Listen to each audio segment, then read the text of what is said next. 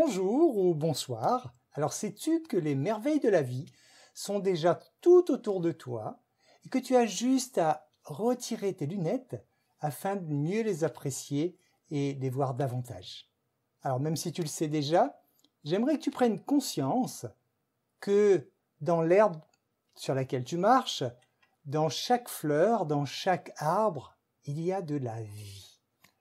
Toutes ces formes de vie connaissent leur objectif de vie. Croître, se développer, toujours aller de l'avant.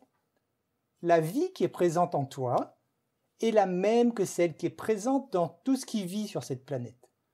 Toi aussi, ton but est donc de te développer, d'avancer, de croître, d'aller de l'avant.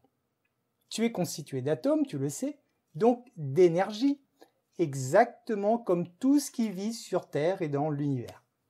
Ce qui te distingue des autres formes de vie, c'est ta fonction libre arbitre.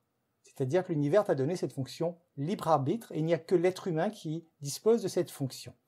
Un brin d'herbe, par exemple, ne se pose pas la question. Son objectif, c'est de pousser. Si tu le coupes, il pousse. Il sait que son objectif, c'est de repousser, repousser, grandir, grandir, grandir, toujours grandir. Tu sais que c'est l'ensemble de tes cellules qui te constituent. Au début de la vie sur Terre, il y avait des êtres unicellulaires. Pour se développer, ces êtres unicellulaires ont appris à cohabiter en se partageant les tâches. Certaines cellules sont devenues des cellules du cerveau, d'autres des cellules de cœur, d'autres du foie, et ainsi de suite. Et ces 50 milliards de cellules qui cohabitent en toi ont créé ton corps physique. Selon toi, que se passerait-il si tu détruisais certaines de tes cellules?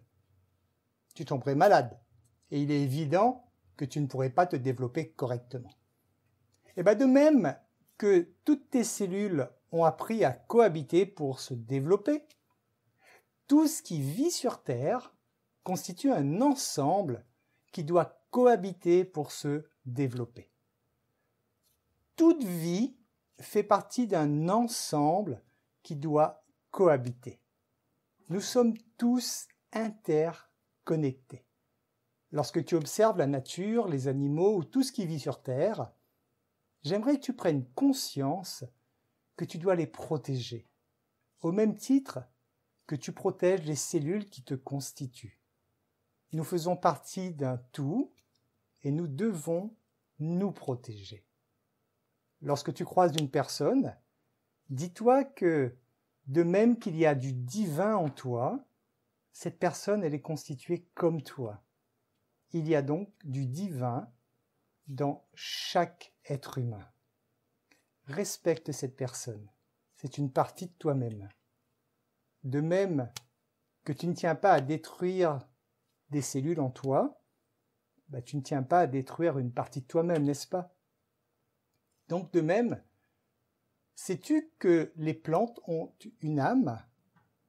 Alors l'un des premiers à avoir osé parler de la présence d'une conscience chez les plantes, c'est Clive Baxter en 1966. Ce monsieur était un expert de la CIA qui était spécialisé du détecteur de mensonges. Puis un jour, il a eu une idée. Il s'est dit, tiens, je vais attacher les électrodes de mon appareil aux feuilles d'une plante là qui est dans mon bureau, comme ça, par curiosité. Et là, il a remarqué que la plante réagissait lorsqu'il l'arrosait, par exemple, et que le détecteur semblait montrer le même genre de réaction que lorsqu'il faisait les tests sur un être humain.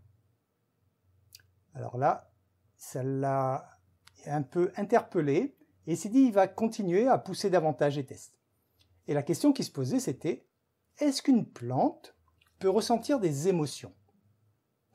Il savait que la manière la plus efficace de déclencher une réaction importante du détecteur chez l'être humain, c'était de le mettre dans une situation où il se sent menacé.